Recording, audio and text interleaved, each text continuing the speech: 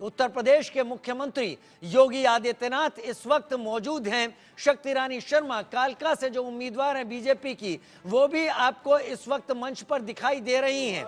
एक के बाद एक बड़े नेता पहुंच रहे हैं। पीने के लिए पानी देती है, पहनने के लिए वस्त्र देती है। ऐसी भारत माँ का उद्घोष दोनों हाथ ऊपर खड़े करके मुट्ठी बंद करके भारत माता की, भारत माता की, वंदे वंदे। बीजेपी बहुत सारे ऐसे नेता हैं जो लगातार शक्ति रानी शर्मा के प्रचार में पहुंच रहे हैं। अनुराग ठाकुर सबसे पहले शक्ति रानी शर्मा के प्रचार में पहुंचे थे। मुख्यमंत्री नायब सिंह सैनी प्रचार में पहुंचे थे। पूर्व मुख्यमंत्री मनोहर लाल खट्टर प्रचार में पहुंचे थे। असम के मुख्यमंत्री हेमंत बिस्वा शर्मा प्रचार में पहुंचे थे। इसके अलावा उत्तर प्रदेश के मुख्यमंत्री योगी आदित्यनाथ प्रचार में पहुंचे हैं। कालका विधानसभा का ये चुनाव अब एक तरीके से बीजेपी के स्टार प्रचारकों ने अपने हाथ में ले लिया है।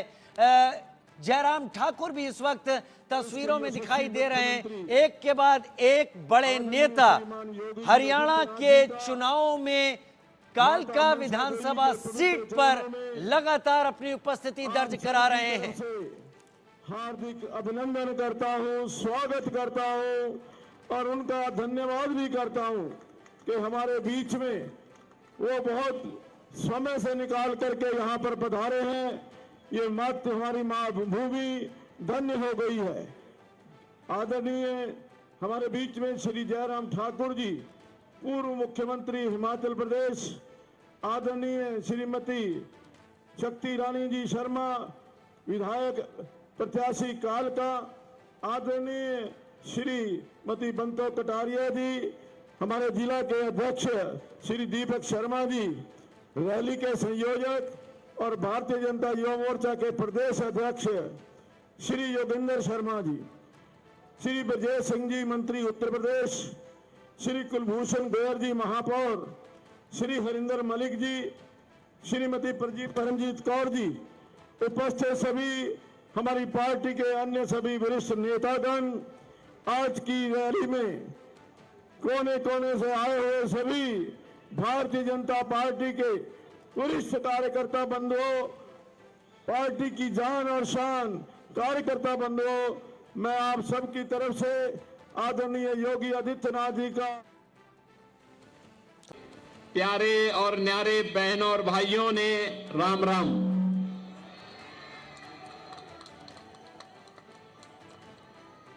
गुरुद्वारा नाडा साहिब जी के इस पवित्र भूमि पर शीश नवाते हुए मैं आप सबका हृदय से अभिनंदन करता हूं।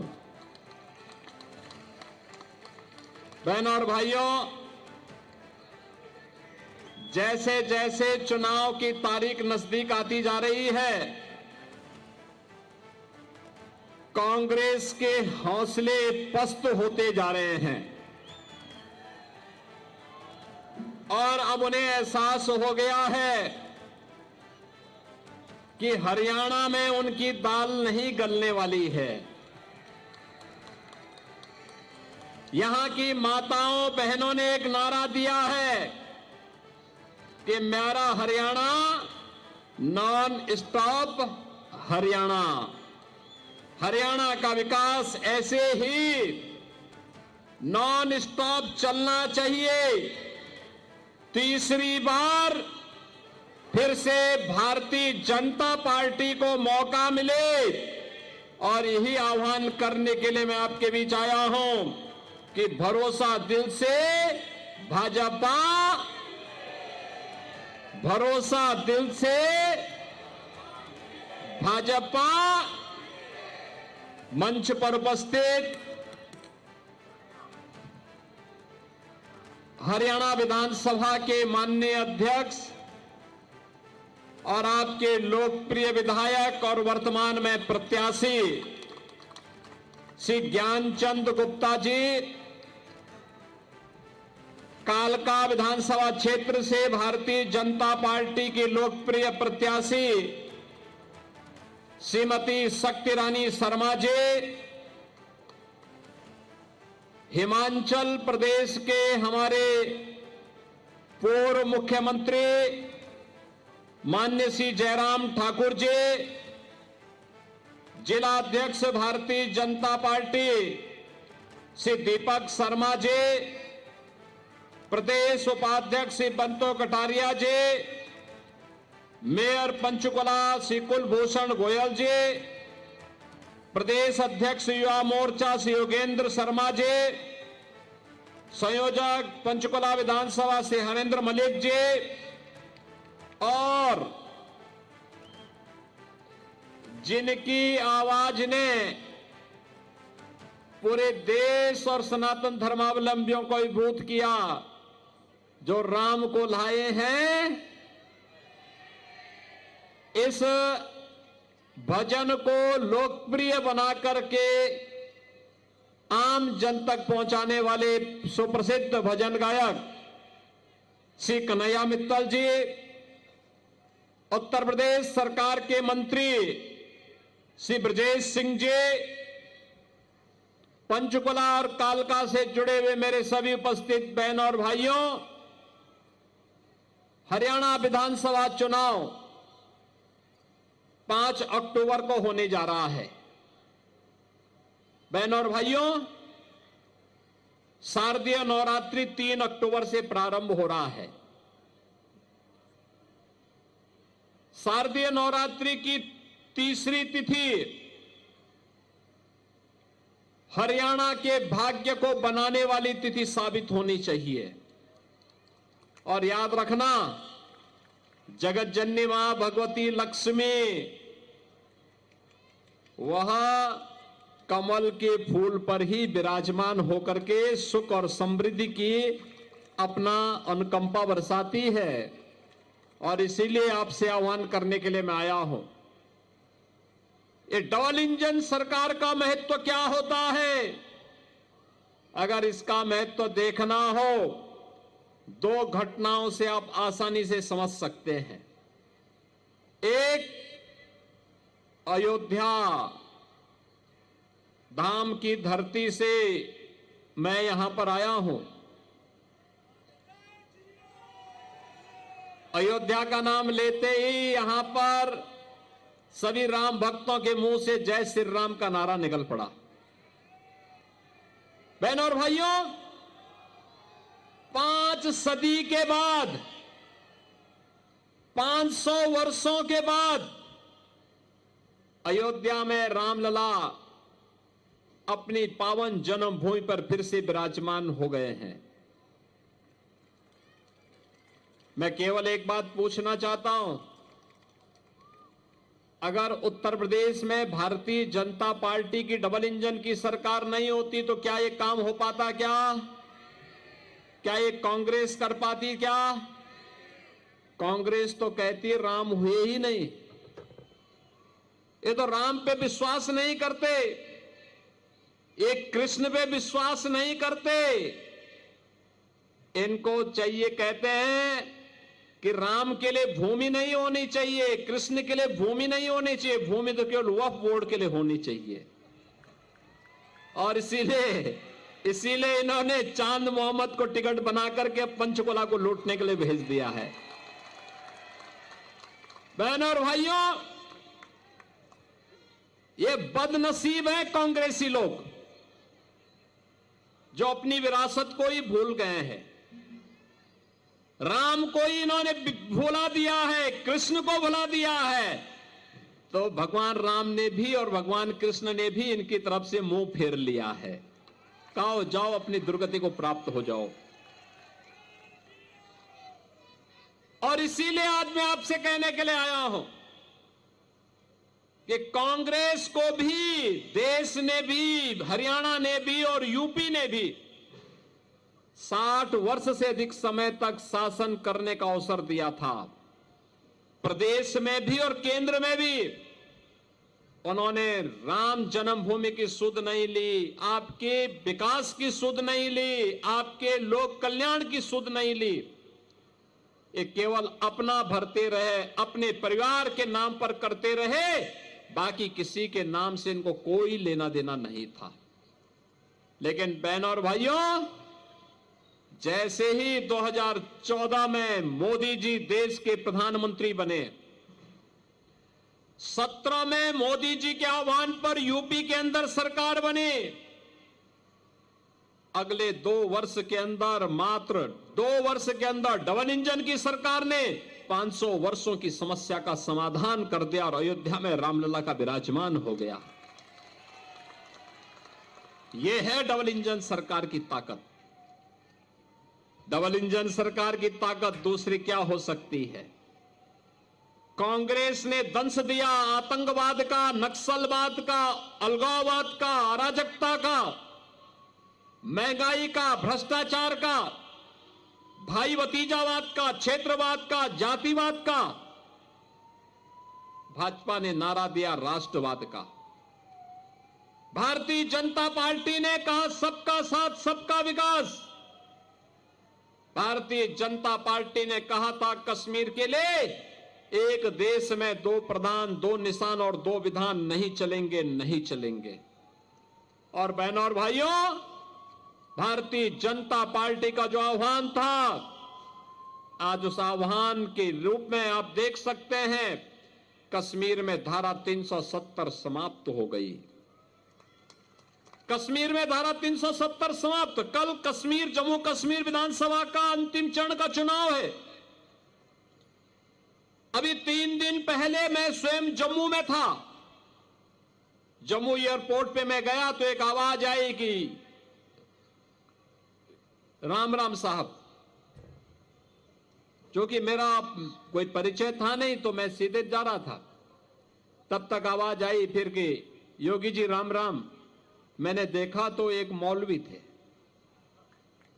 मैं भौचक रहा तो मैंने पूछा, मैंने कहा भी क्या यहां पे सभी मौलवी राम राम का ही संबोधन करते हैं क्या? तो मुझे एयरपोर्ट के एक अधिकारी ने कहा नरी साहब करते नहीं थे, अब करने लग गए हैं। मैंने कहा क्यों? कहा ये धारा 370 को हटाने का इंपैक्ट है और इसीलिए मैं आपसे कहने के लिए आया हूं, भारतीय जनता पार्टी जितनी मजबूत होगी भारत उतना मजबूत होगा। भारत जितना मजबूत होगा आप उतने शक्तिशाली और सामर्थ्यवान बनेंगे, और आप जितने सामर्थ्यवान बनेंगे उतना ही भारत के अंदर हरे रामा हरे कृष्णा की गूंज होती हुई दिखाई देगी, हर गली, हर मोहल्ले, हर गांव, हर शहर में। बहनों और भाइयों, यही कहने के लिए मैं आया हूं, डबल इंजन की सरकार गारंटी है विरासत के सम्मान का। डबल इंजन की सरकार गारंटी है विकास का। डबल इंजन की सरकार गारंटी है लोक कल्याण का। याद करिए, कांग्रेस के समय में किसान आत्महत्या करता था, नौजवान पलायन करता था, गरीब भूख से मरता था, बहन और बेटियों की इज्जत सुरक्षित नहीं थी। और आज कमबख्त पाकिस्तान भूखों मर रहा है, भीख का कटोरा लेकर के दुनिया के अंदर जाता है, कोई पूछने वाला नहीं। और मोदी जी के नेतृत्व में भारत 80 करोड़ लोगों को फ्री में राशन की सुविधा का लाभ दे रहा है। 60 करोड़ लोगों को 5 लाख रुपए की आयुष्मान भारत की सुविधा का लाभ दे रहा है। 5 लाख रुपए प्रतिवर्ष स्वास्थ्य बीमा के लिए, कहीं भी जाइए उपचार करा के आइए। 12 करोड़ किसानों को किसान सम्मान निधि का लाभ, करोड़ों स्ट्रीट वेंडर को प्रधानमंत्री स्वनिधि योजना का लाभ, 10 करोड़ गरीबों के घर में रसोई गैस का सिलेंडर, 12 करोड़ गरीबों के लिए शौचालय का निर्माण और 4 करोड़ गरीबों के लिए मकान बनाने का काम ये मोदी जी के नेतृत्व में भारतीय जनता पार्टी ने किया है। बहनों और भाइयों, हाईवे 4 लेन के, 6 लेन के, 8 लेन के, 12 लेन के, मेट्रो, रैपिड रेल, बेहतरीन air connectivity, IIT, IIM, AIIMS, ये अब नई पहचान बन रही है। नए भारत की, one district one medical college, हर घर नल की योजना,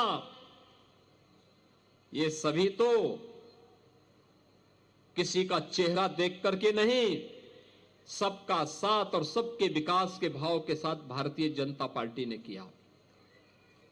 बहनों और भाइयों, यहां पे हमारे पूर्वांचल से बहुत सारे लोग होंगे, वे जानते होंगे पहले जब वे काम धंधा करने के लिए आते थे, उन्हें घर की चिंता होती थी। घर की चिंता इस बात को लेके होती थी कि पता नहीं कौन घर में कब्जा कर ले, कौन जमीन पे कब्जा कर ले।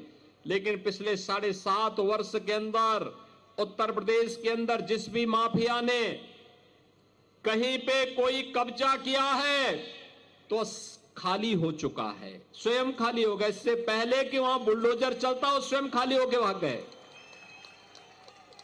अब वहां कब्जा नहीं होता है। 7.5 वर्ष में वहां कोई दंगाई नहीं हुआ। दंगाई या तो जेल में या जहन्नुम में। राम नाम सत्य है की यात्रा निकल गई। और बहनों और भाइयों, यही मैं कहने के लिए आया हूं, कार्य करने के लिए दम चाहिए और दमदार सरकार भी चाहिए। जब सरकार होगी दमदार तो कार्य होगा ईमानदारी के साथ, और वही दमदार सरकार, डबल इंजन की सरकार भारतीय जनता पार्टी केवल दे सकती है। जो लोग राम को कोसते होंगे, जो एक्सीडेंटल हिंदू हैं, वे आपके प्रति भी और देश के प्रति भी ईमानदार नहीं हो सकते, कभी नहीं हो सकते। और यही कहने के लिए मैं आया हूं, ये पंचकुला एक नई पहचान हरियाणा की है। पंचकुला विकास की धुरी बन रही है। विधानसभा अध्यक्ष के रूप में, यहां के विधायक के रूप में श्री ज्ञानचंद गुप्ता जी के नेतृत्व में विकास की धारा यहां पर बही है, मजबूती के साथ आगे बढ़ी है। बहनों और भाइयों, एक महत्वपूर्ण संवैधानिक पद पर बैठने के बाद व्यक्ति के पास जिम्मेदारी होती है, और ये उस क्षेत्र के जनता जनार्दन का दायित्व बनता है कि उनके द्वारा चुना गया जनप्रतिनिधि न केवल उनकी विधानसभा के लिए बल्कि पूरे प्रदेश के लिए कार्य कर रहा है, और विधानमंडल की कार्यक्रमों के साथ देश और दुनिया का भ्रमण करके अपने हरियाणा के बारे में भी लोगों को अवगत करा रहा है। और ज्ञानचंद गुप्ता जी ने यही यहां के लिए किया है, एक पहचान दी पंचकुला को, एक अभियान के साथ आगे बढ़े हैं। और इसीलिए आपका आह्वान करने के लिए मैं आया हूं, आपसे कहने के लिए कि भारतीय जनता पार्टी ने श्री ज्ञानचंद गुप्ता जी को फिर से अपना प्रत्याशी बनाकर के पंचकुला में उतारा है। और साथ साथ कालका विधानसभा क्षेत्र से श्रीमती शक्ति रानी शर्मा जी को भी भारतीय जनता पार्टी ने प्रत्याशी बनाकर के उतारा है। बहनों और भाइयों, अब तो नवरात्रि का तिथि भी प्रारंभ हो चुकी है। कालका जी और साथ साथ मनसा देवी, हिमाचल की सीमाएं वहां से प्रारंभ हो जाती है। इसके बाद हिमाचल तो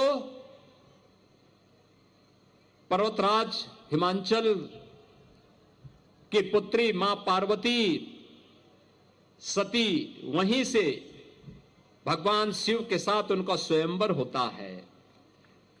तो शक्ति की अधिष्ठात्री देवी भूमि है, तो इसलिए हमें देवी का संरक्षण और देवी का आशीर्वाद वहीं प्राप्त होना चाहिए जहां उनके भक्त हों, और भक्तों को भी इस बात को एहसास होना चाहिए विरासत और विकास की राजनीति करने वालों के साथ ही हमें खड़ा होना है। आप सहमत हैं? कमल खिलेगा, नवरात्रि में कमल खिलाने का काम करेंगे, मां लक्ष्मी का आशीर्वाद प्राप्त करने का काम करेंगे। सभी लोग सहमत हैं? मैं सबसे पहले तो आपका अभिनंदन करता हूं कि इतनी भीषण गर्मी में भी आप लोग खुले आसमान के नीचे उपस्थित होकर के और पंचकुला की सभा तो सायकाल 7 बजे के बाद होती थी, लेकिन शाम को 4 बजे इतनी भारी संख्या में एकत्र होकर के ज्ञानचंद गुप्ता जी के साथ अपना समर्थन देने के लिए और शक्ति रानी शर्मा जी के साथ अपना समर्थन देने के लिए एकत्र हुए हैं। तो सभी लोगों का आशीर्वाद कमल के फूल पर प्राप्त होगा। सभी लोग सहमत हैं? सभी लोग सहमत हैं? दोनों हाथ उठा करके मेरे साथ बोलेंगे। फिर जहां तक मेरी आवाज जा रही है दोनों हाथ लाइए, मुट्ठी बंद करके बोलेंगे मेरे साथ, भारत माता की, भारत माता की, भारत माता की जय श्री राम।